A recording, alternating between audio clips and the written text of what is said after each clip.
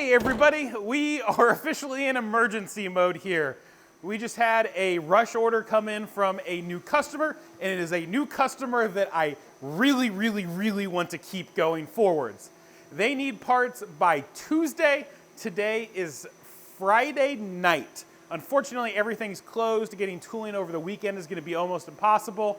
Most of the part is relatively simple. We have a couple tight tolerance features, but there's one crazy feature, of course, and it's going to involve this crazy thing.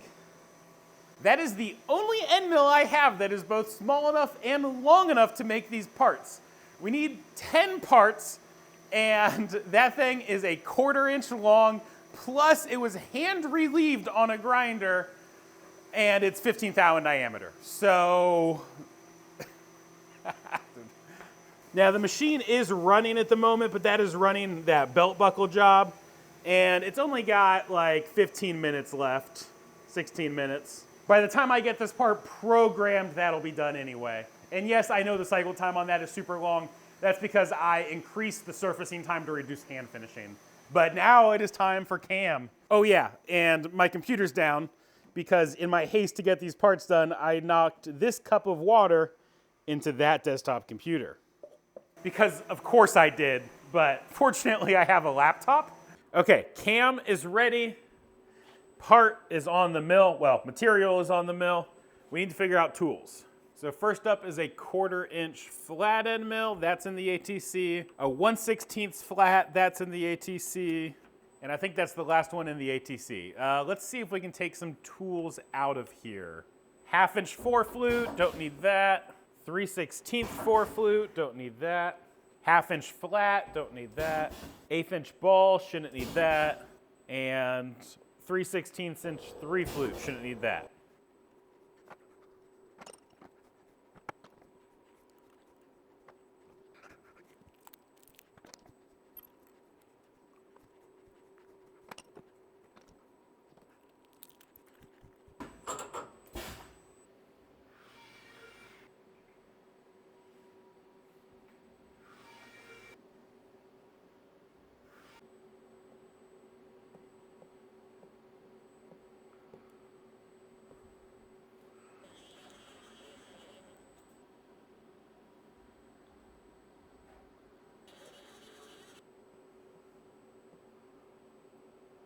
Okay, I have all the tools loaded up, the material is in there, it's probed in, I think everything's ready to go.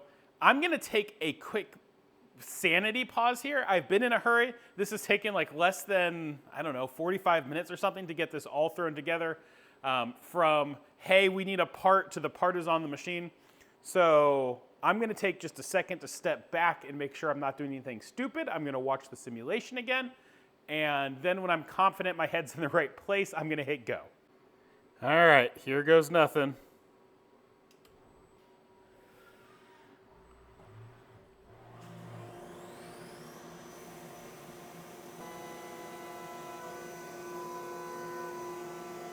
Well, we haven't machined into the vise yet, so I guess that's a good start.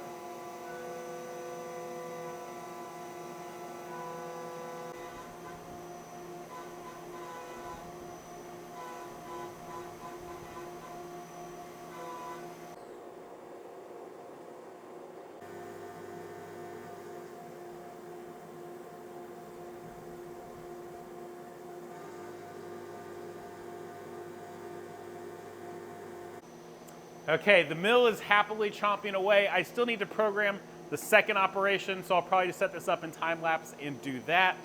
I'll need to get the vise set up for soft jaws because, yeah, it's been used for something else. But I'm hopeful this will work. There's a good chance that we break that sketchy little end mill, but I took it really gentle on the speeds and feeds. And it looks like I can get tools Monday if I order like ASAP. So let's hope this works out. Also, I just sent a customer a video of the machine making one of their parts. That may have been a little bit of a flex because, you know, it was like an hour since we last talked and the part's already a 1/4 of the way machined.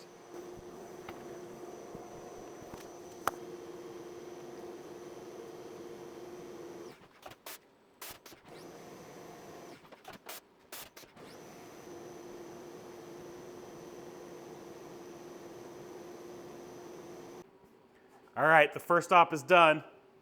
Now the question is, did that crazy long reach 15 thou end mill survive the trip? I honestly can't tell yet. Looks decent. The top surface finish is kind of bad. I wonder why that's so awful. The sides look fine. The spline maybe looks spliny. It's hard to tell. Oh, but look at that. That right there is the tool. So it at least attempted to make the cut. We didn't lose any tools in here. I mean, it's so hard to see through the camera, but there is a spline there. It looks right. I haven't measured it yet, but it looks right. And there is an undercut in there. So all of the features, at least for Op 1, are there. We have some nice looking chamfers. That spline is deburred. The only problem is that top finish is so ugly. I wonder if that end mill just needs to be replaced, because that is bad. I guess we can put it under the microscope. All right, and there is our little splines. They're super hard to see even with the microscope. Maybe some different lighting will help. But I don't really have a good way of inspecting these. Now, don't worry, I told the customer that I don't have a way of inspecting these. If we had more time, I would send them out to a friend that has a VMM, a visual CMM, to be able to do the inspection optically. I don't have that right now. I don't have time to send them to him. But the customer is sending me the mating spline that I can check it against. And if it fits well, then it's good enough.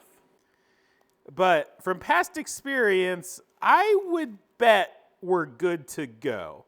Again, we won't know until we check. But generally, if you're using a tool as sketchy as that one right there, that little tiny long reach sliver of a tool, generally, if those tools survive, then your part is within a thou or two. So I think we're probably good.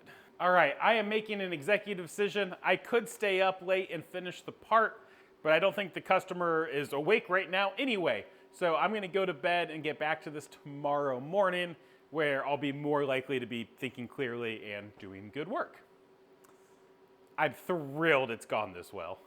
See, this is why I'm waiting till tomorrow.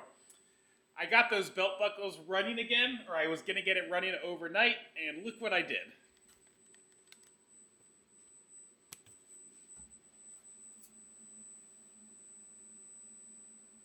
Slotted right through my soft jaws. Somehow didn't do anything to my vise or the part, though some of my work holdings got awfully thin there, and I'll need to recut those tomorrow. This is why it's important to know your limits. I'm going to bed. I will see you tomorrow. Okay, it is the next morning, and I think we can get these parts finished off pretty quickly. Despite my little incident, the belt buckle from last night came out fine, and I actually have an Op 1 that I started earlier this morning for the very last one on that project. But now it's time to finish this guy off. Now, somehow the face did magically clean up with a grained finish overnight. Wonder how that happened. And it looks much more presentable. So I set this up last night. This should be good to go in. It's got our 1/8 inch sacrificial spacer there. It's already been torqued down. So just a quick whoop.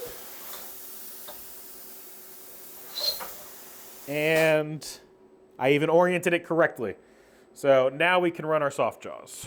For everyone who says you don't need a 0-point system to do job shop work, I mean, you're not wrong, but I honestly can't imagine living without it at this point. It saves me so much time and makes setup so much quicker and easier.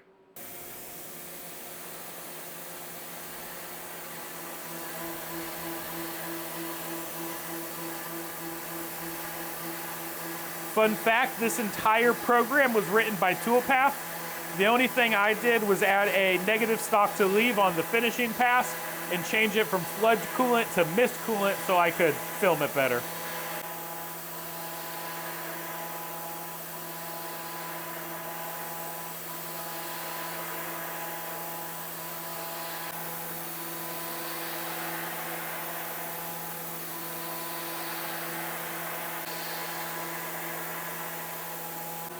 I definitely could have run the speeds and feeds here a little bit more aggressively, but are soft jaws really where you want to be trying to save cycle time? No, it's all about reliability on something like soft jaws.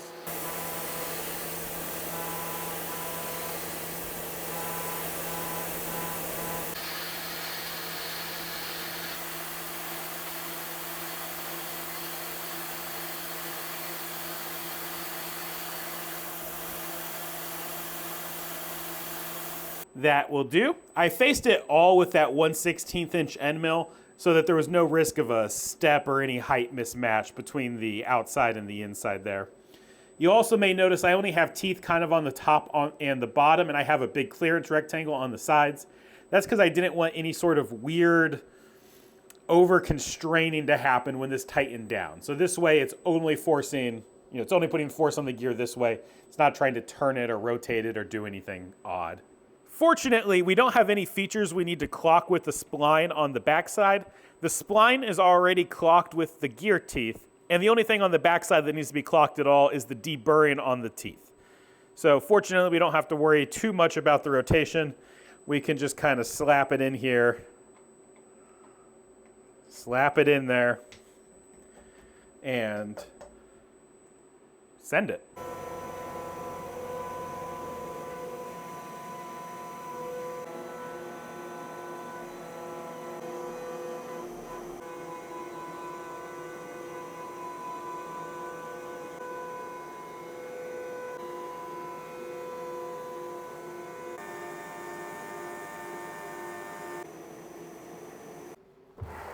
Okay, let's see how it looks. All done. So that's not right. What did I do? It's like one gear off.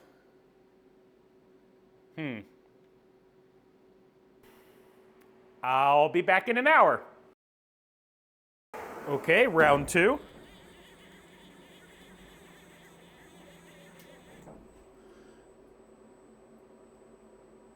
Looks better. All right, and there we have our part. Again, ignore that it magically got grained overnight. Can't imagine how that happened. But that is done. The easiest way for me to measure that is going to be to bring it to my school classroom when I'm teaching tonight and use the better Mitutoyo Nice optical comparator that I have there that has all the profile tracking and stuff that my cheap optical comparator doesn't. Now this job came through the Subtract Manufacturing network. Subtract Manufacturing is a network of niche machine shops that are all working together to do things that any one shop couldn't do on their own.